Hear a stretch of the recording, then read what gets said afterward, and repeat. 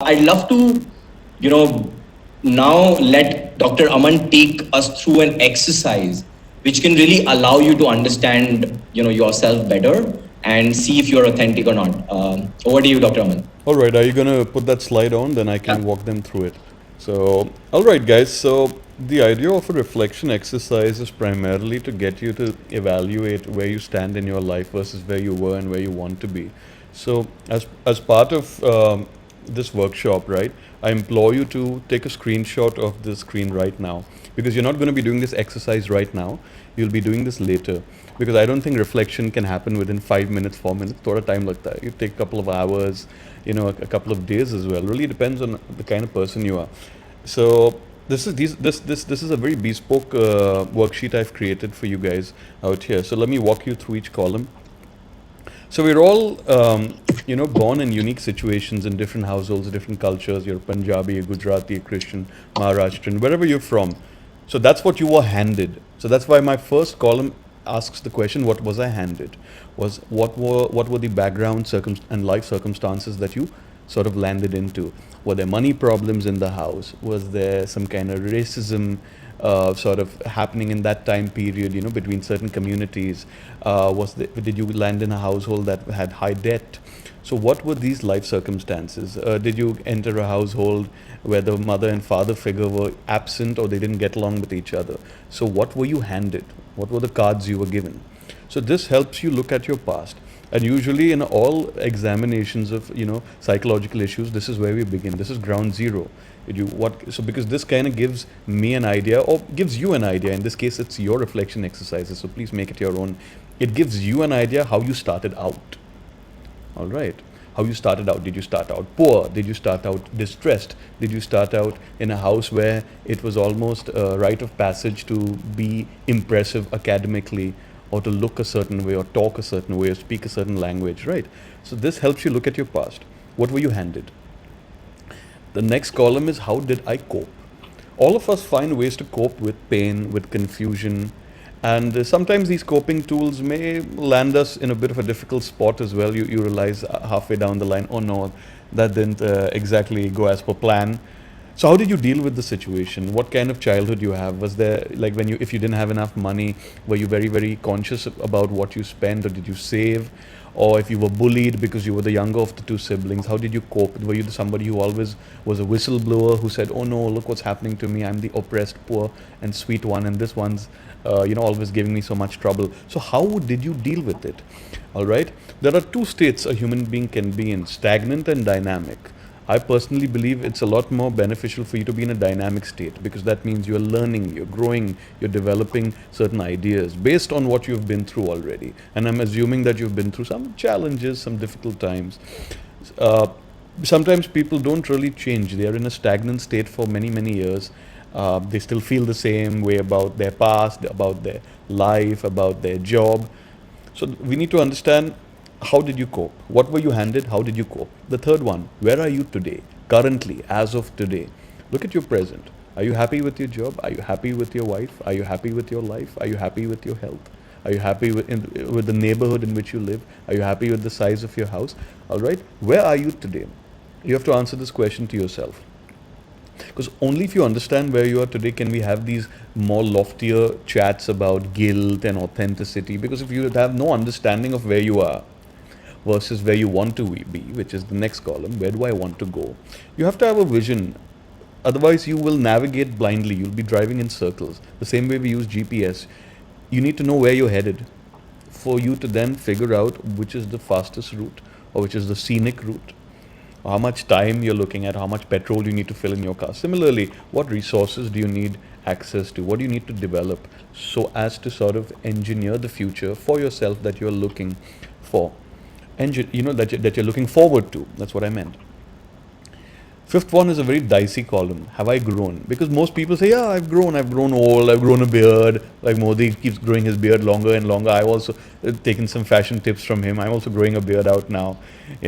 Have I grown? But okay, these are the 4 areas that I'm touching on. But of course, there may be other areas of growth that you have earmarked as well. So have you grown mentally? Are you someone who knows more than you did because you've read or you've been exposed to intelligent and interesting perspectives? Have you grown socially? Do you have the kinds of people in your life, the kinds of friends in your life with whom you're comfortable? Or is it just that typical motley crew where everyone's trolling each other saying, "Arey, tere ko kuch pata nahi hai. Oh, you're a fool, you're a lout." So has your circle grown? Have you grown as a professional? Are you where you want to be in the organizational hierarchy? Or if you're self-employed, are you able to afford the lifestyle that you had envisioned for yourself? Financially, how are you doing? Are you in debt, etc.? So have I grown? So what was I handed? How did I cope with it back then? Where am I today as a result of all that coping? Where do I want to go given all that I've been through? Have I grown, if at all? And the last one, the last column is, was I honest? Through all this process, while trying to understand my background, cope with it, understand my present, and understand which way I want to navigate. Do I want to be self-employed? Do I want to have a startup of my own? Do I want to be a corporate employee and then grow as per the rungs of the ladder that are made available based on the kind of organization you're in? So the last column sums this up saying, was I honest? Was I honest with any of these assessments? Was I honest with how I viewed myself? Was I honest with even defining my own goals to myself? Was I honest? So you're looking at yourself, you're examining how genuine you were. With whom? With yourself. Was I true to myself with what I wanted, what I felt, what I understood at that time, or even in the present moment? Because we'll be talking later about guilt and authenticity. Understand one thing, guys. Guilt and authenticity has to be indexed towards something. So you're guilty about something. You can't just be guilty in general. And we'll be exploring that as well when the questions begin.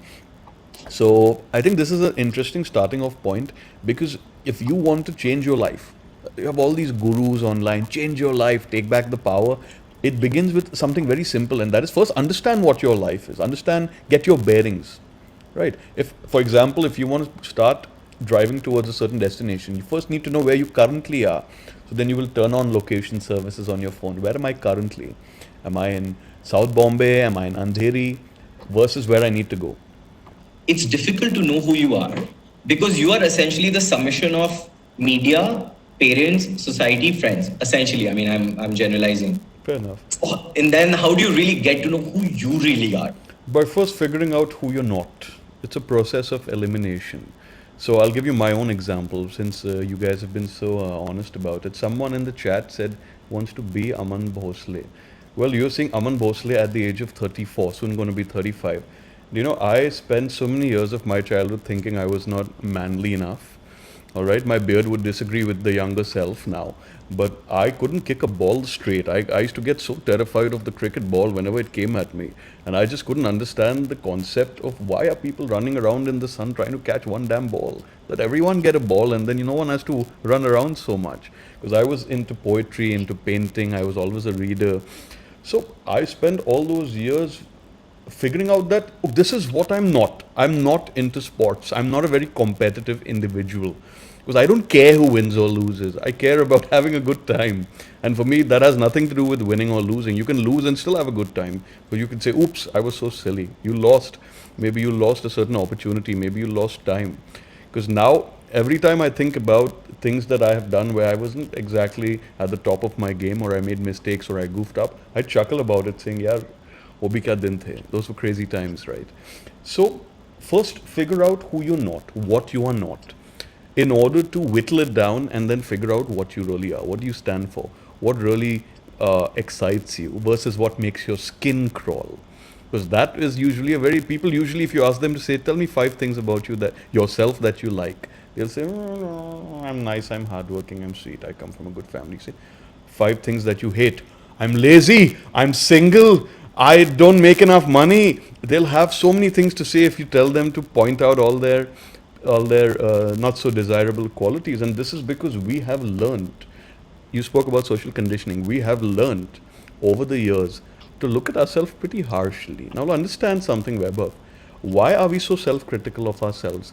It's because when we were 5, when we were 4, when we were kids, the margin of error was huge. You'll say the wrong thing, you'll wear the wrong thing, wrong, socially considered wrong. You'll fall flat on your face, your body's still developing, so you're a little clumsy, you'll trip over the steps, you may piss yourself if you're really scared, or if or you may start crying in public. So the margin of error is huge, which means that there is a larger potential for you to embarrass yourself because you're younger, because you haven't developed resilience, because you're not able to negotiate effectively, you're not privy to information, you're not as smart as you would be when you grow up, isn't it? And this Yeah. has nothing to do with your IQ. You obviously grow smarter as you see more. So the instructions that come from the authority figures are very harsh, very stern. Shut up, don't talk, keep your mouth shut. When mom has told you to do this, do this. And what happens is we hear so many instructions being barked at us, or some parents would do something that's even worse. They'll give you a very cold look. Your mother will just look at you like this. She'll do this. That's enough. She doesn't have to say anything. She doesn't have that face, that the way she wrinkles her nose, the way the father gives that angry look with the eyes. That's enough to really, really ruin whatever little confidence you were developing. Also, no, a child is not privy to the lives of his parents. He doesn't understand what the sexual relationship is between mom and dad. Is that causing frustration? What the dynamics are of the mother with the mother-in-law, of the father with his mother-in-law, etc. So there's so many moving pieces. And all we hear is shut up, do what you're told. Don't bring shame to the family. Listen to your teachers. Finish your homework. Don't be disobedient. Don't ask so many questions. So it's as if we're being constantly slammed from all sides without an understanding of why. So what happens is then the blame turns to yourself. And then you start feeling bad for stuff. And then you start paying heed to all these outer voices, forgetting that there is a very strong, intelligent, growing inner voice that will always tell you who you are and what you need to do. We start ignoring it. We're like, nahi, nahi, nahi, wo kuch nahi hai, wo kuch nahi hai. What this person in front is saying is Right. authentic. What this person in front is saying is credible, is intelligent. Because what I feel for myself is invalid. And that's what I ask my clients. I'm like, what makes you think you are not the expert on your life? Because you've been living it the longest. That's It's so your powerful. body and your mind. Why aren't you the expert yet? Or maybe you are the expert, but you just don't give yourself enough credit. You think your mother knows you better than you know yourself. That's impossible. How will she know? She knows you based on her experience of you, which is rendered through her perspectives of you. And Yeah. you've changed as well, right? You've changed so much. So it's very important to understand that if you want to figure out who you are, figure out who you're not, stop making other people the experts on your life. I tell this to my clients also. I said, I'm a psychotherapist. I'm here to help you read into the situation, not tell you what the situation is. You know Yeah. what the situation is. You've experienced the pain, the humiliation, the betrayal, the anger, the frustration, the loneliness. You've experienced it, not me. So I have no business telling you how you feel. You tell me how you feel, and then we find a way out of it together. So be authentic with yourself. Turn off those outer voices that are constantly telling you who you are, what you should do, who you should meet, what you should wear, because they don't have the full picture. You have the full picture. And of course, this takes time. Some people feel guilty. How can I not listen to my parents? Oh, does this mean that I was made a fool out of by my family? Maybe yes. Maybe yes. Maybe they made a fool out of you because you consented to it. I believe Yeah. every individual above the age of 18 has the right to decide who they marry, what they wear, what profession they choose, what their sexual orientation is, whatever it is. It's your damn life. Because if you don't live it in the way that makes you happy, guess who's going to be the loser at the end of it? Guess who's going to be in their late 70s cribbing and saying, I should have traveled more, I should have worked lesser, I should have married someone I really loved, as opposed to this person I'm now stuck with.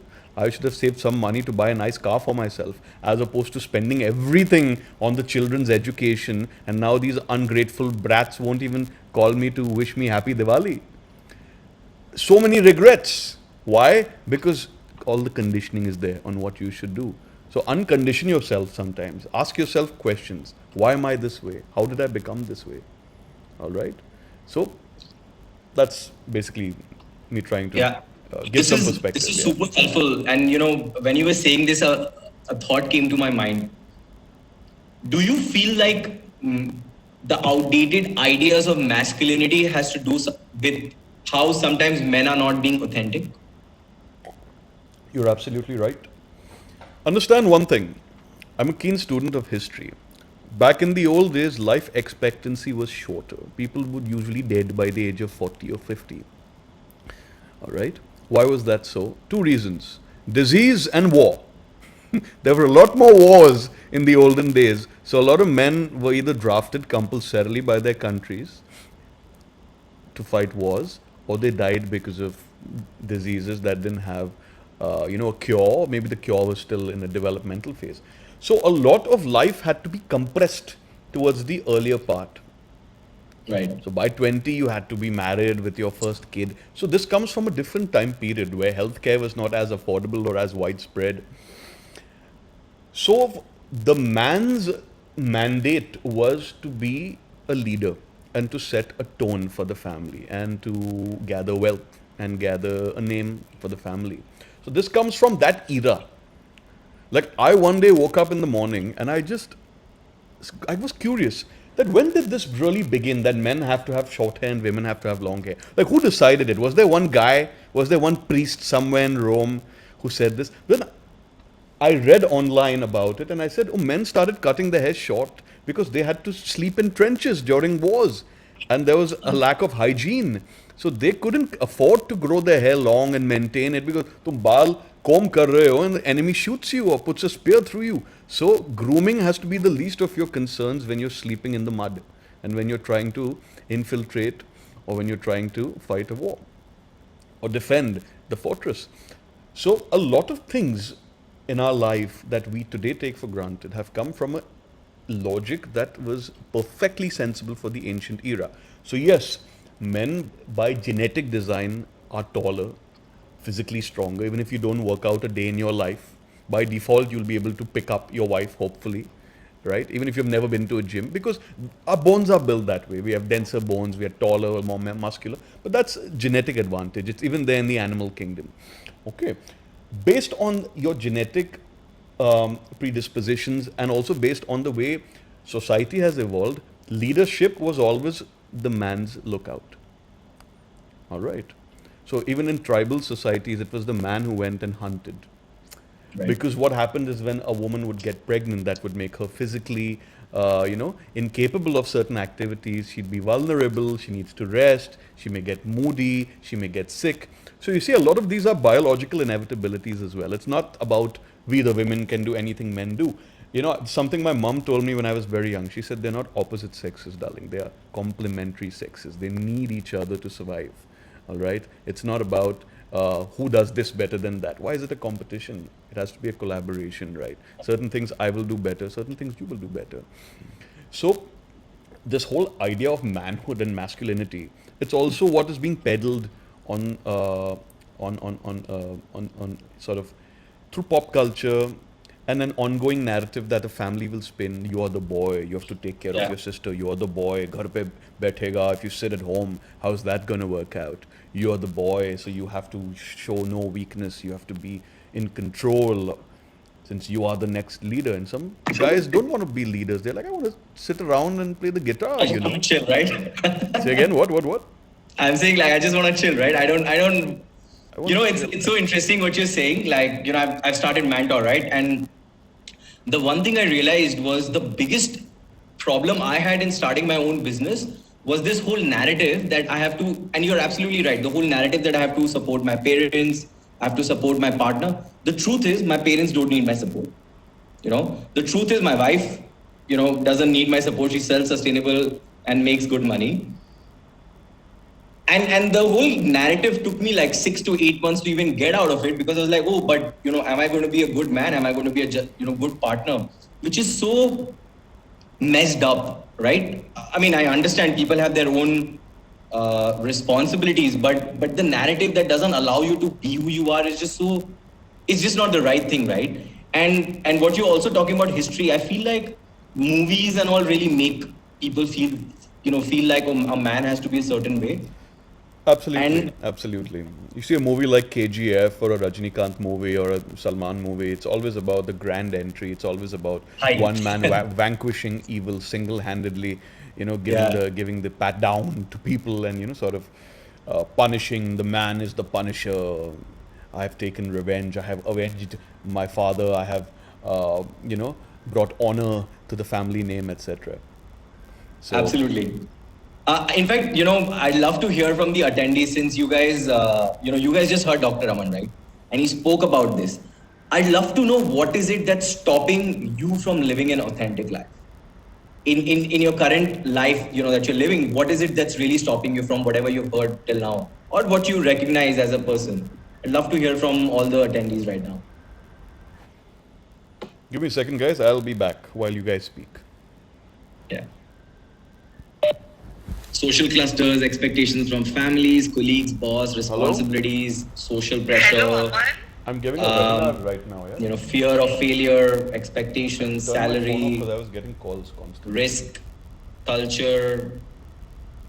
It's so much to do with society and social conditioning, and someone saying religious background, family demands and family responsibilities comes quite often, I'm seeing,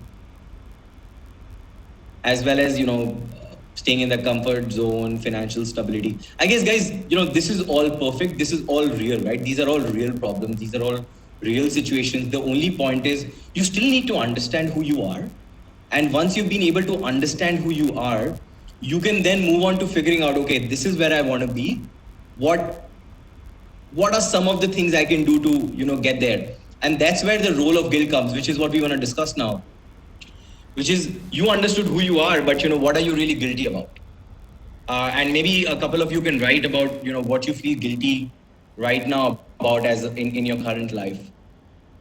I can, for example, share, when I was starting my business, I was super guilty of not being adequate enough for my family, which is for my partner and for my parents, because I felt like I was not a good son or I was not a good partner. I just had so much guilt that I was not doing right by them.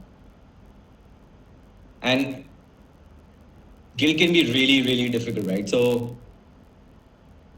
someone's writing missed opportunities you're guilty about, unable to pursue my passion, relationship with your partner, not taking risks, not doing good academically, gave into parents blackmail and sacrifice, going to masters, missed golden opportunities.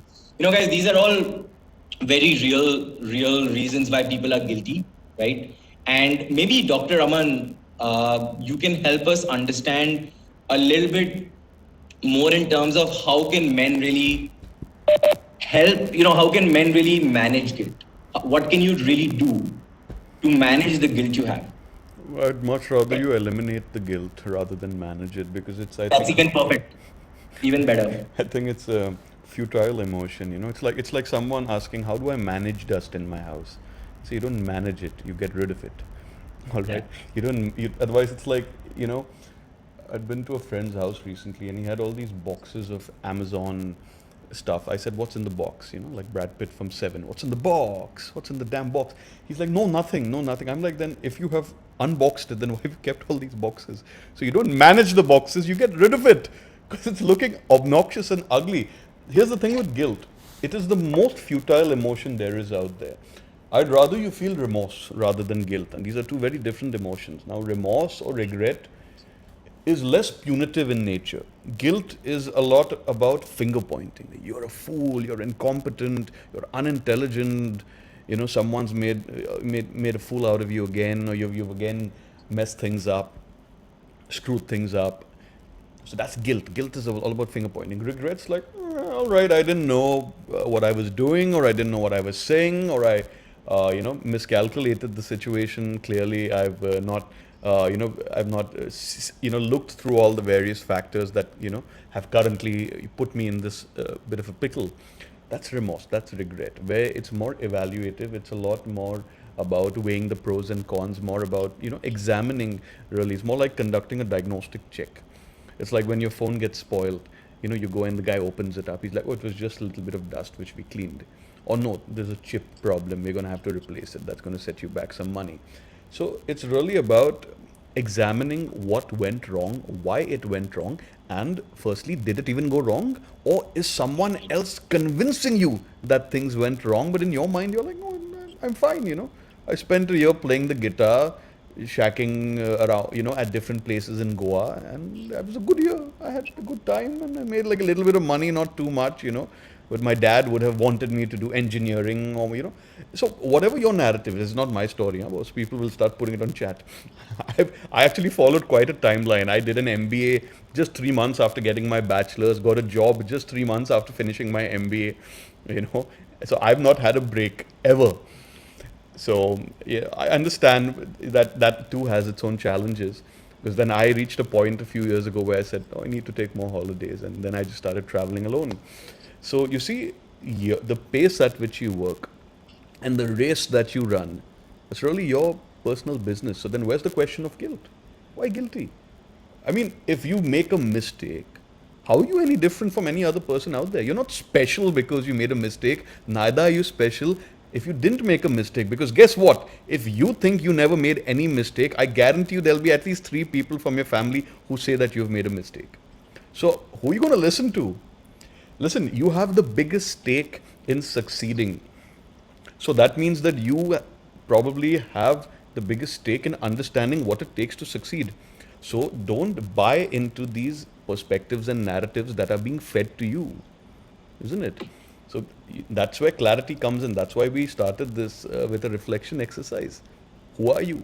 What do you want to become? How did you cope versus how do you want to reach where you reach? And are you being authentic? So don't manage guilt. Get rid of it. Bhaga do usko. All right. That's what I So say. this is very helpful, guys. Before I go to the next part, I love for you guys to start writing your Q&As, your questions, so that we can look at it. But a couple of questions, Aman, Dr. Aman, that you from what you mentioned. One, that I personally feel, I actually put out a video recently. I personally feel there are two kinds of guilt. One is self-inflicted guilt, which is your guilt that you create on your own. Second is your family pushing that guilt on you. Right. The social circle, family, all those people. The expectations of them, you didn't do this, or you. How do you manage both of them? Because they're very different. I mean, they're related, but they're also different. It's like you have to sieve through, right? Like when you take refined flour, or when you sort of bake, you have to sieve through it, to remove all the artifacts. So whenever someone tells you something, whenever any other human being has an opinion on your life, how you should live, what you should do, what you should eat, who you should meet, what should your job be, whatever opinion they have, use that sieving mechanism and say, all right, here's something interesting that's coming my way, some interesting information. How much of this do I find useful based on my own assessment of where I am versus where I want to be? Because sometimes, I always joke about this. I say sometimes the people you hate the most will actually teach you the things you need to learn the fastest, so that you can grow. In fact, every nasty boss I've had, or every girlfriend I've had who with whom things haven't worked out, has taught me more about life than maybe all those years in the classroom, while studying for my MBA, trying to crack the entrance exams, because that's what I call the school of hard knocks, really. And I believe in that. I'm a big believer in that. So sometimes you got to fall flat on your face and have your nose looking like Lord Voldemort from Harry Potter to realize, oh no, I guess I really was a dark lord, wasn't I? So you know what I mean? It's about being patient, also being persistent in this desire to sort of dig out what the truth is. Like in the X-Files, right? The truth is out there, right? So you got to go and look for it, and it can come from anywhere at any time when you're least prepared for it. Someone who barely knows you may say something to you, and you may think about it and say, you know what, he's actually right. Of course, you're not going to go and admit it to that person, because then they'll say, ha ha ha, we know you better than you know yourself. You quietly make an assessment, you keep your mouth shut, you think about it, you say, all right, there's some value coming in from here. So you sort of, like a magnet, you sort of pull information from everywhere, whether it's a webinar, whether it's a TED talk, whether it's a friend's assessment, a parent's assessment. But don't just buy it wholesale. The way you bargain before you pick up something, or if you're buying something on Amazon, you'll see multiple vendors. Acha, out here it's maybe 50 rupees cheaper. Or if I buy two, I'm getting a flat 40% discount, and that's for buying a mop for your damn house. You spend so much time. Forget about the mop. Mop up what's happening in here, right? Think about where are you getting the most value from? Spend time with those people, learn from those people, observe those people. See, you don't have to become someone you're not. You have to become who you already are. It's an excavation process, right? My dad used to say this to me. He used to say, that The statue reveals itself when the unnecessary parts of the stone are chipped away and disappear. The statue is already contained within the stone. Yeah. It's just that you have to chisel away, and someone who understands how to work the tools will know exactly what to take away, and then boom, you have a beautiful sculpture that's timeless. So that's like a masterpiece, right? That's an art metaphor I've given you. So you got to chip away at all this unnecessary stuff like guilt, like self-doubt, like being very, very naive, or thinking that that you can't be wrong. I can't be wrong. Why? Because my mother said that you're a great kid, and therefore mom couldn't be wrong. No, mom's perspectives are mom's perspectives. For every mother, her child is amazing, can't do wrong, right? For most mothers, all right. Some people will say, not my mother, they start typing it in chat. No, I get it, all right. But it's about you realizing your mistakes, not the whole world making a opera out of it and then saying these are your mistakes, and then of course you can learn from them, and sometimes they will actually be pretty accurate what they say. Someone has said on chat, discover your identity and work on it for you to be better. Absolutely. So true. You have to discover your identity. By extension, you have to also create your identity, because you are constantly evolving. So, what is Yeah. your identity at 34 versus what it was at 21? It's going to be a version of that identity, but it's got to be like a more finalized draft, as they say, right? So that's how I see it. I'd love to have a couple of follow-up before we move to Q&A, right? One, I'd like to summarize actually. So you essentially are saying that when it comes to guilt, you should be able to filter what others tell you and find the truth, because once you find the truth, you will not necessarily be guilty because you will be living with the truth. Yep. Right? Because a lot of it is coming from your, whoever, as a man, for example, it might come from your partner, your kids. You might feel like, oh, am I a good enough dad? But then once I think this is an interesting one, right? Once you realize to the question or the guilt that I'm not a good dad, or I'm not doing a good job as a dad, I guess you also have to then ask the question, am I working hard? Am I providing for the family? Am I doing all the things that I'm required to do as part of my responsibility? And hence, I'm not able to spend enough time with my kid. So while I feel bad, I'm also doing a lot. I have to cut myself some slack. Can I say that's like a good way of not feeling guilty and really rationalizing with yourself that, look, I am doing what I can. I can only do so much. There's a finite number of hours during which you're operational. And even during those operational hours, you're optimally operational only during a certain number of hours, maybe after your coffee or after your run. By the time, it's 7 o'clock, you're like checking your clock, you're like, okay, I want to go watch something, I want to watch bloody Queen's Gambit on Netflix or whatever it is you're watching. Everyone checks out emotionally at some time of the day. So being functional versus being optimally functional. So you got to cut yourself some slack. Absolutely, Vaibhav. And you got to understand that you can't do it all. All right? You cannot do it all. So there has to be a certain time budget allocated to various activities. So there has to be a time budget allocated to things you do for yourself to stay sane, things you absolutely love. Like for me, one of the things I love to do is I love my PlayStation 4. I love the damn thing so much, Plus fun. All right, and I want to shoot zombies, every now and then, and excite the teenager in me, So I'll try to make time for it maybe once every 3 days, because I think that's the amount of time. I'll spend 1 hour with it, I'll put my phone away. So you got to do what nourishes you. You got to do what nourishes the family. You got to do what nourishes the establishment, powers that be. You got to do what nourishes the bank balance, right? Because you got to pay the bills, right? It's an expensive city, Bombay. So, it's got to be a balance that you create, and it has to be created by you. You can't outsource that to someone, because you know what's the best time of the day for you. You know that if you slept 2 hours earlier than your usual time, you'd have a lot more, runway in the morning to get things done. For example, I realized this with myself, that I used to sleep too late. And, I'd end up going for exercise a little late. Then I'd end up seeing all my clients only after a certain time. And then I'd get really tired by the afternoon. So I said, what if I slept 2 hours earlier than my usual time? Got my exercise done. Started seeing clients earlier. Got off work earlier. And therefore had more time for other things. Netflixing, reading a book, playing on my PlayStation, calling up a friend. Or just hanging out, So really it's about figuring out what works for you, regardless of your gender. This is also for the ladies out there, okay? I think hard work, and I think is not something that men exclusively do. I think everyone works incredibly hard once they realize what's at stake if they don't work hard. So they will work hard in those pursuits and endeavors that are germane to their goals, isn't it? So, yeah, that's what I feel. And what do you think actionably, right? Men can do when it comes to not feeling guilt. So, one of the things is just self love and cutting yourself some slack, right? Yeah. The other thing could be obviously your normal mindfulness things. But what are some behaviors that men can work on to really make sure they manage their guilt slightly better? I think make time for your friends, make time for the people who cheer you up, who've been with you, who have seen you grow.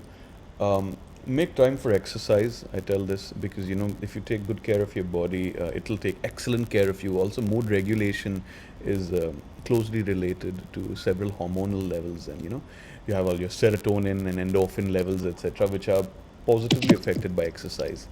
All right. So make time for your friends, make time for exercise. Uh, get your 7 to 8 hours of sleep. Really, I'm a big believer in that. Um, Also, I'd say invest in a hobby that has nothing to do with your profession. So don't be one of those people who says that, oh, my profession is my hobby. No, whatever it is. Like I have a friend who's into Lego building. I have a friend who's into board games. Some people are, I'm sorry to cut you, but a lot of people will say, I don't have time to spend time with my kid. you don't have time. No one ever has time. You access time. Okay, time is not something you have. You have ice cream. You have batata vada. It's something you consume. Time has to be accessed. No one has time. Time is Right. accessed. Time is accessed, budgeted, and allocated. You don't make time because time exists without you creating it, and you don't have it because it's not something to eat. Yeah. God damn it! All right. So you got to use time. Time is your ally. And I always say this. I say Ambani has the same number of hours during the day that you do. But he's Ambani because he's probably doing something different in those hours.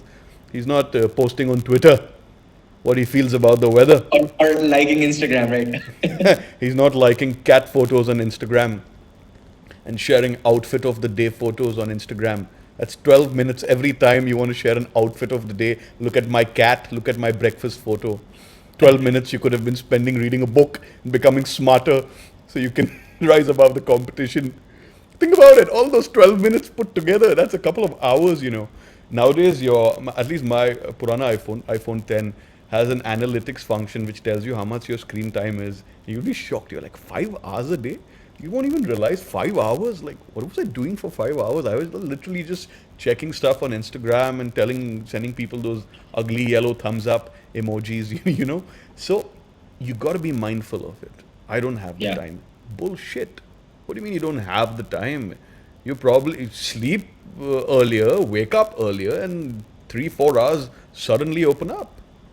Yeah. You got to be No, this smart is about this it. is this is so true. I realized I was having this conversation with a friend, and he said, "Vaibhav, I look at myself as a job, and I respect myself as I would, and I dedicate time as if I were a job because if I can't keep myself happy, I will not really keep anybody else happy around me, right?" Yeah. And on that note, another sort of suggestion, guys, and I'm a big proponent of journaling.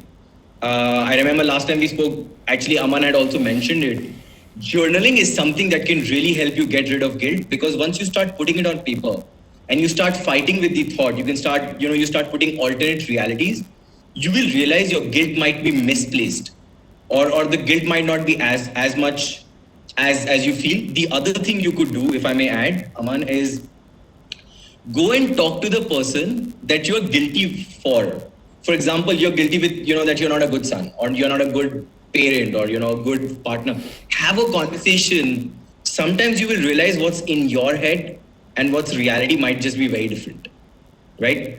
And so I guess those are just a couple of thoughts I personally practice a lot to really make sure that I don't get, I get less and less guilty because it's just, as Dr. Aman said, it's just a horrible feeling. But moving on to questions, and we're a little over time, but we'll try to take around 10 to 15 minutes to answer the questions.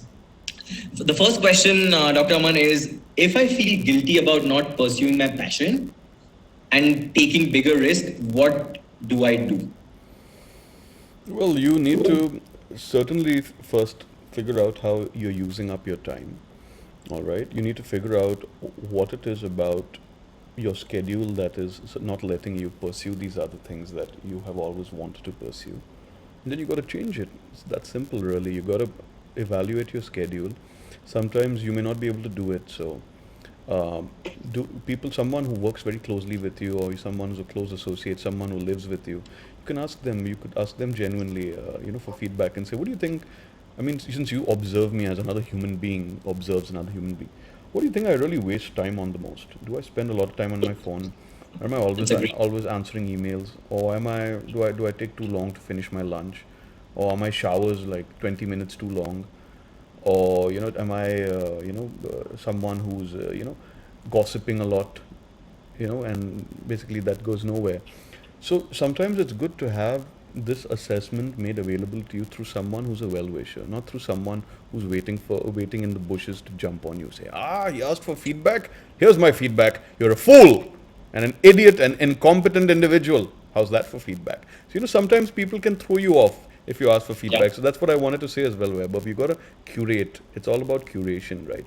It's like how an exhibition at a museum will have art around a certain theme. It won't have every piece of art available, right? So, so the theme is how do I use my time better? The theme is how do I get more done? Or the theme is how do I invest in a hobby or in a pursuit in which I'd like to achieve some kind of excellence, in which I'd like to achieve some kind of proficiency, or even if I'm really shit at it and I really want to do it anyway because I love it so damn much. Like there was this guy in my college who played the guitar terribly. My God, even the crows would fly away. But he stuck with it, and he's all right now. He can play not too badly. Wouldn't say he's no Joey Satriani, but he plays respectably well. He knows like at least 15 chords. He can play most Hindi songs by strumming along because he enjoys it. He's not a professional musician. He just enjoys the guitar. So it's really about figuring out how to access all that time. You can't generate time. It's not something you generate like wealth, isn't it? And I like what Nikhil has said. To realize the value of a minute, do a plank. You will notice 1 minute is a very long time. It's very true. Of course, don't do anything that can give you a sports injury. And I have done planking, Nikhil, and 1 minute is a very long time indeed. So yes, I know. So yeah. Another question we had was, how do we get rid of guilt that is being unnecessarily imposed by a close family member when I actually feel that it is not something I should be guilty of? Ignore it. How do you deal with a crow at the window? Do you go to him and say, "Hello, Mr. Crow, why are you being so unreasonably loud? Why are you in this particular state of cawing and waking me up, Mr. Crow? Because it disturbs me. I have a long day ahead and it's the morning and I'd like a bit of silence." You go and chat with the crow? No, you don't. You just wait for it to leave. Kawa hai, chala jayega. Sorry for that. I keep breaking in But Hindi. And I know a lot of you guys, I know we're going to stick to English, of course, but Hindi, yeah, I do enjoy occasionally speaking in Hindi. but So my question then is, what you said is ignore true, it. Absolutely ignore it. but it's easier said than done, No, right? no, very It's easy. in your head. Very How do you easy. get out of it? Very easy. Just put your ears in and go la la la. No, I'm just kidding. All right. You just excuse yourself when someone comes and starts being bearing on you. Oh, why are you doing this? And just say, all right, I'll get back to you. Never get back to them. You know why? Because your mental peace should be the only non-negotiable thing in your life. Anyone who steals from it deliberately impinges on your space, tries to gaslight you, tries to belittle you. Anyone who makes you uncomfortable, you got to take a few steps back and ask yourself whether you want to entertain that. Because if you allow that to continue, that's going to fester, man. It's like a Right. pus that keeps growing, and then it needs urgent attention. Then that stuff leads to anxiety, depression, OCD, because there's so much internalized angst that was not necessary. So whoever Yeah. comes to you, firstly, what is their credibility? What right do they have to be proclaiming themselves as experts? First, answer that question. Secondly, how has their life played out? How have they lived their life? Are they as Mm. sorted as they say they are? Right? You can't have someone obese tell you about how to run a good diet and how to maintain a Very good true. regime. So, question the credibility of people. I had this guy who once came to me, with no disrespect to anyone's grandmother. I loved my grandmother. He says, "My grandmother thinks I should become an engineer." I said, "With all due respect, is she an engineer?" No. What are her credentials? 8 standard pass. Good. Must be a lovely woman, the matriarch. You all respect her. However, she doesn't have the credibility to advise you on a profession that she herself has no experience of. She doesn't know what an Right. engineer's base salary is, what an engineer's life is, what an engineer's house looks like. So, she's pitching something, and you have to protect yourself from the pitch. Right. You are. Fair enough. I love what you spoke said that your first priority should be your own mental well-being. Yeah, And I absolutely. feel people are so used to putting others' needs first that they just don't prioritize themselves. There's an interesting question. Someone wrote around. I feel guilty that I've not groomed my kids the way my parents groomed me. We groomed our children with lots of luxury, and now they demand more. What can I do to reverse it? Because this person feels guilty about it. Cut off the supply, all right? Because I remember when I was, so obviously my dad also sometimes would tell me this. He said, when I was a kid, my dad wouldn't buy me new clothes, etc. But then that's because my grandfather had 5 kids. He didn't have that much disposable income. He's like, bhaji kharidun ki kapde kharidun? Should I buy groceries or should I get the kid new sport shoes? So circumstances have changed, and with changed circumstances, strategies need to evolve. Strategies of parenting, strategies of good parenting, Yeah. so called good parenting will evolve based on the time period in which they are taking place. Today, are you a good parent if you put an iPad in a 2-year-old's hands versus the 1950s or 60s where there was no such thing as an iPad? There was no such thing as the internet. So, what is a good parent? How much gadget time is too much gadget time? These are questions you need to answer for yourself. Don't follow templates set by the older generation blindly. Please don't. Some things are wonderful out there. You can, as I said, pick and borrow from everywhere. All right. So, for example, if frugality was a value that the older generation was known for, they don't just spend money. Put some money aside. That's a great value because that's timeless. Something like frugality, something like integrity. That whatever you do it well, do it with love, do it with passion. All right. Show some integrity to the damn task. Otherwise, people are going to say he's a hack. He's just shooting his mouth off. He makes tall claims and promises and doesn't have any concept of follow through. There's no consistency. He's just all talk. He's a bullshit artist. So, what do you want to integrate from the older generation's way of functioning and parenting? Figure that out first. Don't just blindly, oh, my father cannot be wrong because he's my father. There is no special talent required for being born in a certain year. It was not in your hands. Your gender and the year you were born in was not in your hands. So stop pretending like it was. All right? You were born in a certain year, so you were privy to certain luxuries, you were privy to certain technological, scientific, and cultural and sociological and political advancements, and that has nothing to do with you or your gender. So, based on the environment, you have adapted, and you are a reflection not just of parenting but also of the environment you grew up in. So, don't Right. forget that. This is great. I feel like it's extremely important to know that, from what you said, what are the right values that you imbibe from your parents, and what then figuring out, are they in sync with the recent times, and then giving it to your kids rather than being guilty. I think it's time to imparting those values that you thought were right, but only the ones that were right, not the ones that aren't right now, right? Cross question this stuff is all I'm saying. Don't just accept.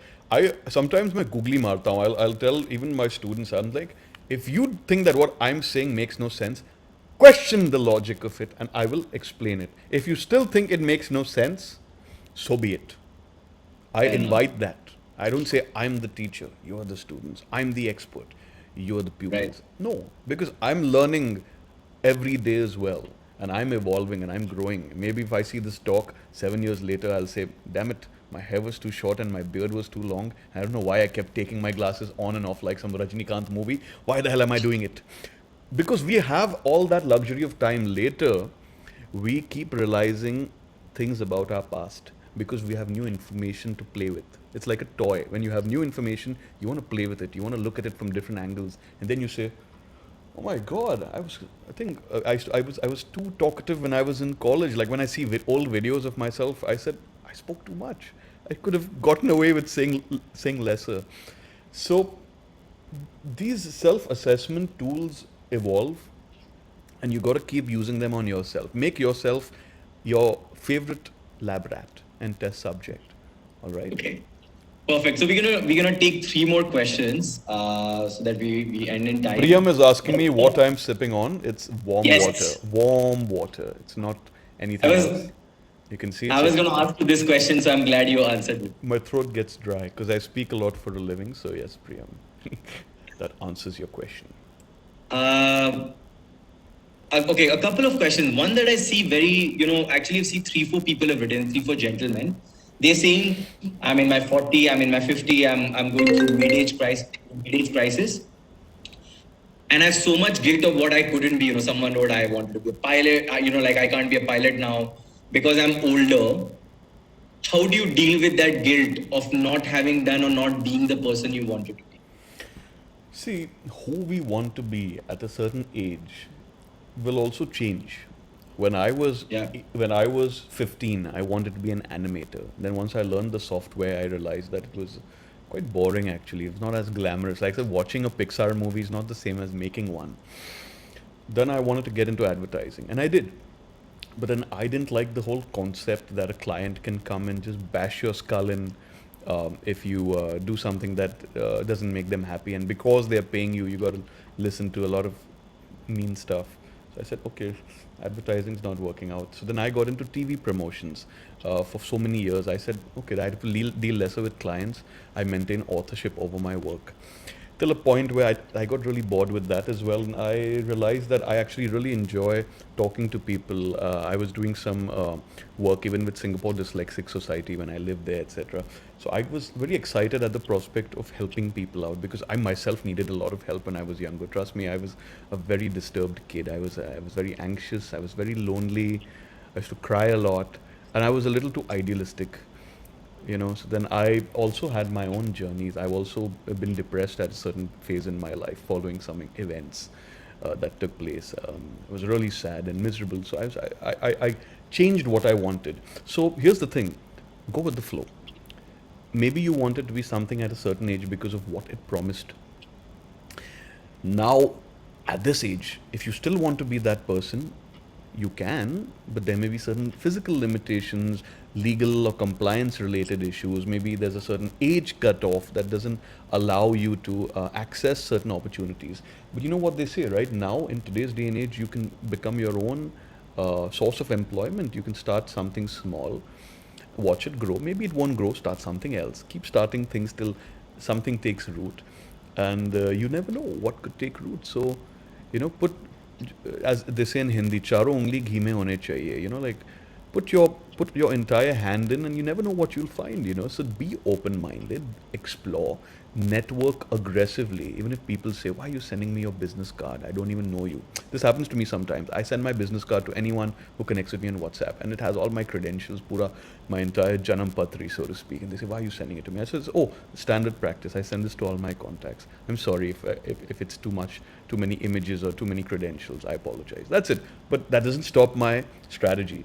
I want to get in their head like Inception. I want people to know that I am doing a certain type of work, that I'm very proud of the work I do. I enjoy the hell out of it. And there's no shame in that. There's no That, shame in working. You're a man or a woman who works. There's no shame in that. Keep working, and something will develop somewhere. right. Maybe last question. We'll keep it short. So the last question really, we have tons of questions. Someone wrote that the session should have been longer.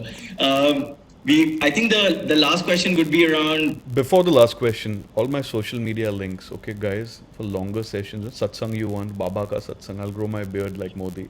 You can find me on Instagram. I'm very aggressive and active there, LinkedIn, etc. I've just put it on your chat, so just go and follow me here.